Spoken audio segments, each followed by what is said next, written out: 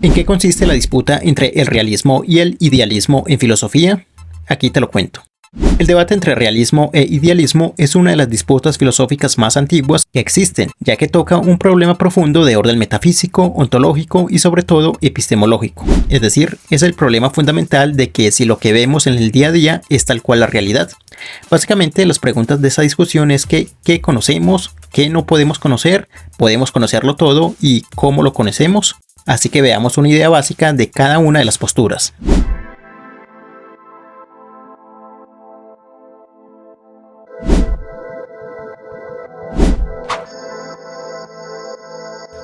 El realismo básicamente dice que lo que vemos, percibimos y conocemos es tal cual la realidad, que accedemos a lo real de manera transparente. Esta postura puede verse como la más intuitiva y la más primitiva. Es la postura del sentido común, pues en el día a día actuamos porque confiamos que lo que vemos es tal cual lo que existe. Por ende, es la postura más ingenua, pues defiende que la realidad la vemos como es en sí, en su esencia última. Paradójicamente, al ser la más ingenua, también es la postura que defienden los cientificistas y materialistas más radicales, en su afán de descentrar a la mente o al ser humano como un agente especial en la naturaleza material.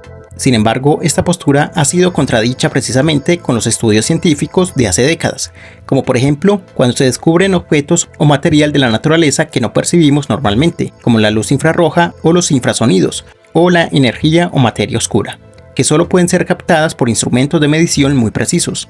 Y quién sabe qué otras fuerzas de la naturaleza aún no se descubren, pero están ahí. O también cómo el estudio de los animales y otras especies muestran que existen otras perspectivas perceptivas de la realidad no accesibles por los seres humanos, en donde otras especies ven el mundo muy diferente a nosotros. Entonces, ¿qué es más real? ¿Lo que vemos nosotros o lo que ven otras especies? Por otro lado está el idealismo, a diferencia de lo que cree el realismo, en el que el sujeto perceptor y conocedor, en este caso nosotros, los seres humanos, es un sujeto pasivo que solo recibe lo que la realidad le presenta de manera transparente, en el que el sujeto de conocimiento se topa con la realidad y ésta le da todo lo que es ella en sí, como si el sujeto fuera un recipiente vacío que se llena con lo que hay afuera en la realidad.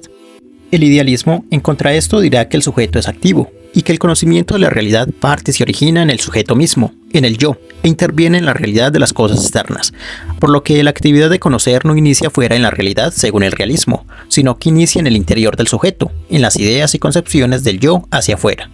Sin embargo, esta postura también puede ser problemática si se radicaliza y lleva al extremo la actividad del sujeto precisamente en su acto de conocer. Pues al darle tanta centralidad al yo, la realidad terminaría dependiendo del sujeto. Se diría que la realidad es tal cual la determina el agente conocedor, como la cree, la concibe y la idealiza, en donde ya no es tan ingenua como el realismo que decía que la realidad es en sí, sino que la realidad para el idealista es para el sujeto. Se terminaría validando que la realidad es construida por el ser humano que conoce. También podemos entender esta disputa en su acepción más coloquial cuando nos referimos a un idealista como aquella persona que quiere cambiar el mundo partiendo solo de sus ideas y deseos, como si la complejidad de la realidad fuera simple y se acomodaría a los gustos, expectativas y metas de cada quien. Y por otra parte, cuando aludimos a una persona realista, quien es quien critica al idealista, defendiendo que la realidad es como es, con otras condiciones que no dependen del individuo y por más ideas, ganas y deseos de cambiar la realidad, esta seguiría su curso independientemente de nuestras expectativas. De ahí que podríamos decir que una persona idealista es más teórica y una realista es más pragmática. Pero volviendo al problema epistemológico del conocer, el idealismo ha sido criticado en su versión más extrema, ya que al darle superactividad al yo en su papel del conocimiento, podría caer en un solipsismo, en donde si la realidad depende de la actividad del yo, ¿cómo se logra diferenciar entre la realidad, el afuera, y el yo, el adentro? La realidad estaría dentro del yo, y lo único que existiría sería el yo solo, porque la realidad es construida por el sujeto. Pero si la realidad está dentro del sujeto, también los demás yoes, las otras conciencias, por lo que solo existiría un solo yo en todo el universo, en donde la realidad externa y las demás personas solo son alucinaciones de ese yo que piensa, imagina y conoce.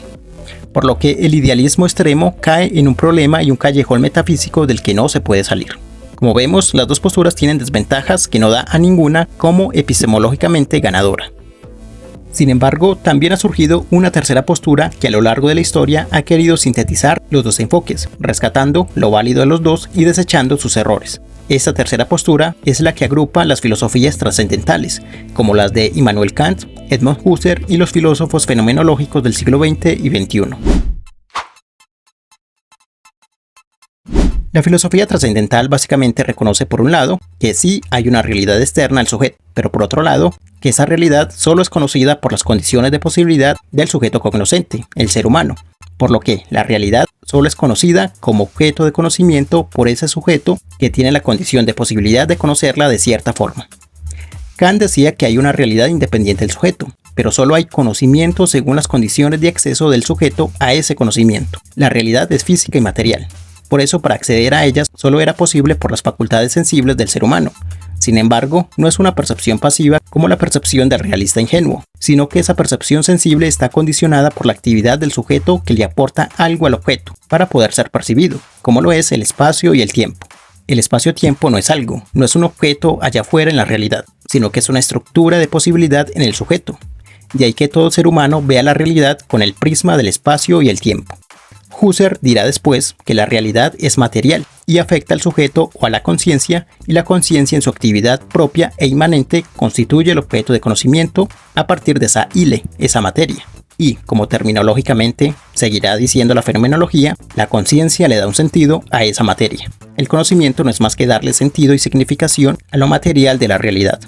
Por lo que la realidad no es construida por el sujeto, pero sí le da un valor y un sentido. Y ese sentido es lo que vemos en la realidad según nuestra actividad cognitiva. Luego, otros autores desde la hermenéutica dirán que el sentido de la realidad no solo depende de la actividad cognitiva del sujeto, sino también de los contextos sociohistóricos en el que la realidad ha afectado al sujeto. Ese es un recuento muy básico de esta discusión filosófica profunda y milenaria, aunque espero que te haya dado una idea clara al respecto. Dale like si te gustó y comenta qué te parece. Te estaré leyendo.